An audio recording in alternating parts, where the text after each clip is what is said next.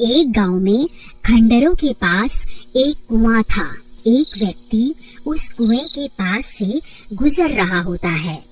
तभी उसे कुएं से बहुत तेज चमकती हुई रोशनी दिखाई देती है।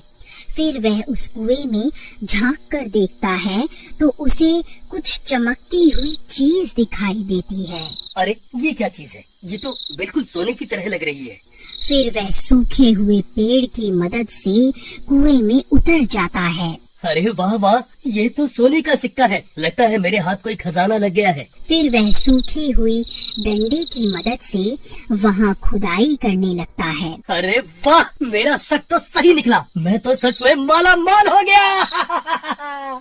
फिर वह और सिक्कों के लालच में और गहरा गड्ढा खोद देता है। तभी उस गड्ढे में से एक हीरे की अंगूठी मिलती है। वह उस हीरे की अंगूठी को खींचने की कोशिश करता है तो अंगूठी के साथ साथ पूरा का पूरा हाथ ही बाहर निकल आता है। यह देखकर वह बहुत घबरा जाता है और उस हाथ से अंगूठी निकालकर जल्दी से पेड़ की मदद से कुएं से बाहर निकल जाता है और वहां से भाग जाता है। फिर एक दिन उस कुएं के पास से गुजर रहा होता है। इतनी तेज रोशनी देखकर वह चौंक जाता है और कुएं में झांकने लगता है। तभी वह खूनी हाथ उसे कुएं के अंदर खींच लेता है। अरे कोई मुझे बचाओ! अरे बचाओ बचाओ! मेरी अंगूठी मुझे वापस लौटा दे, वरना तेरे टुकड़े टुकड़े करके खा जाऊंगा। कंकाल भाई, मैं तो सिर्फ इस कुएं में झांक कर देख रहा था। मुझे नहीं पता आप किस अंगूठी की बात कर रहे हो। कंकाल भाई, मुझे जाने दो। झूठ मत बोल, तूने ही मेरी अंगूठी चुराई है। उसे मुझे अभी के अभी वापस कर दे। हे भगवान, अब मैं इस कंकाल को कैसे यकीन दिलाऊं कि इसकी अंगूठी मैंने नहीं चुराई। अरे कंकाल भाई, मेरा विश्वास करो, मैं सच बोल रहा हूँ। चाहे तो मेरी तलाशी ले लो। अगर तूने मेरी अंगूठी नहीं चुराई तो फिर किसने चुराई है? जल्दी उसका नाम बता। हे कंकाल जी, मुझे नहीं पता कौन कमबख्त आपकी अंगूठी चुरा कर भाग गया है। हे भगवान, आज तो बाल बाल बच गया। लेकिन वह हाथ किसका हो सकता है? अरे यार, कहीं वह हाथ किसी भूत प्रेत का तो नहीं था? हे भगवान, कहीं मुझसे कोई गलती तो नहीं हो गई? अजी, ये आपके हाथ में क्या है? अरे वाह, आप तो बड़े छुपे रुस्तम निकले जी। ये अंगूठी मैं तुम्हारे लिए ही तो लाया हूँ। अरे मर गया रे, ये कंकाल तो मुझे जान से मार डालेगा। अरे कंकाल भाई, मुझे छोड़ दो। मुझे मारने से तुम्हें तुम्हारी अंगूठी वापस थोड़े ना मिल जाएगी। भाई मुझे छोड़ दो, मैं तुम्हारी अंगूठी ढूंढने में तुम्हारी मदद कर सकता हूँ। मुझे एक दिन का वक्त दे दो, मैं तुम्हारी अंगूठी वापस लाकर दे दूंगा। ठीक है, लेकिन अगर तू एक दिन में वापस नहीं आया तो मैं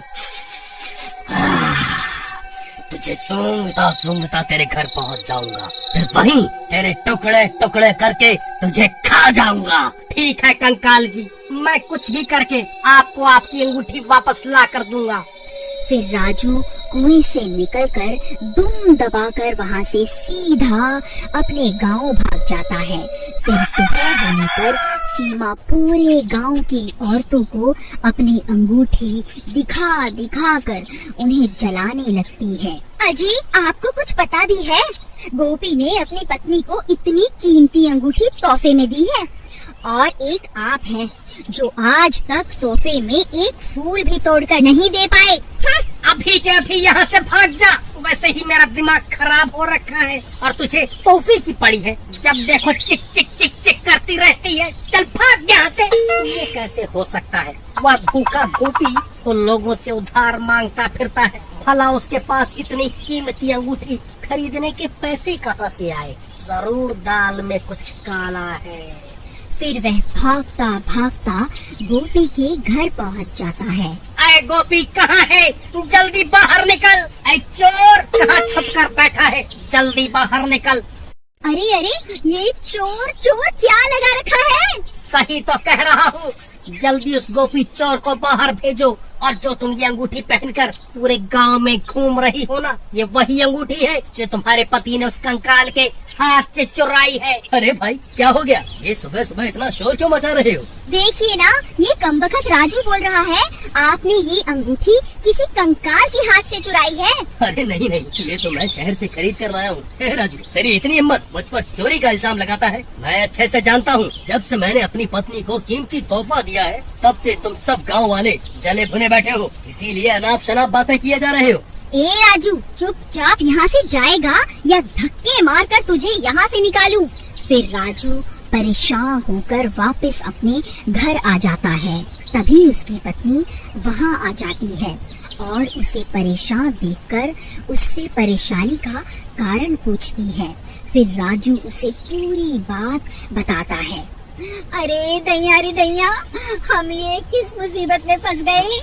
अजी आप अभी के अभी उस सीमा से अंगूठी लेकर उस भूत को वापस कर आओ, नहीं तो रात होते ही वह भूत यहाँ आ जाएगा।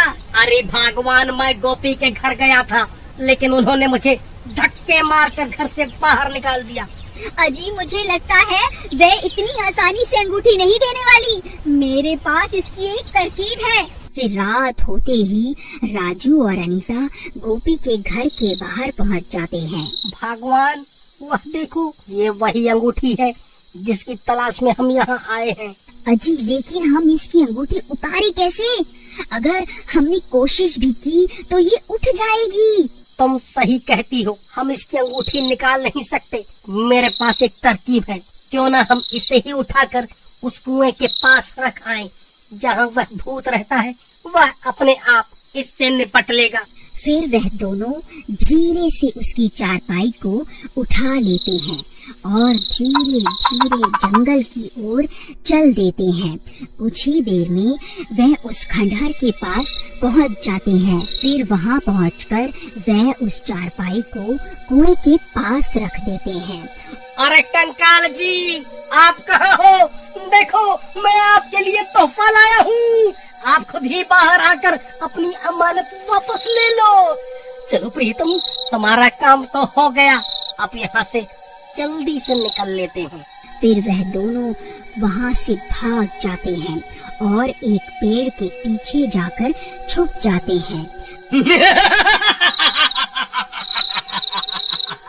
अरे वाह, मैंने तो सिर्फ अपनी अंगूठी मांगी थी, वह गांव वाला तो मेरे लिए एक और तोहफा ले आया।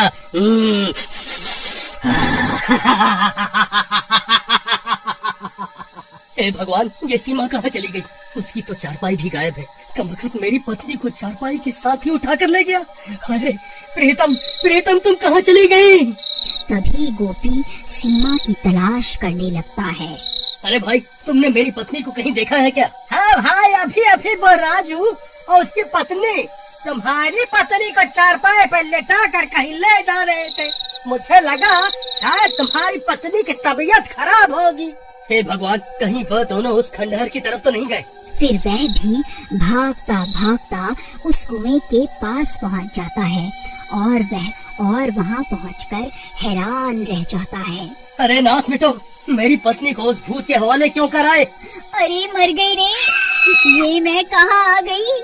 कहीं ये कोई सपना तो नहीं है? नहीं मेरी रानी, ये कोई सपना नहीं है, मैं ही तुम्हारा राजा हूँ, तभी तो तुमने मेरी दी हुई अंगूठी पहनी है। चलो अब कुएं में चलते हैं, अब से वही तुम्हारा नया घर है।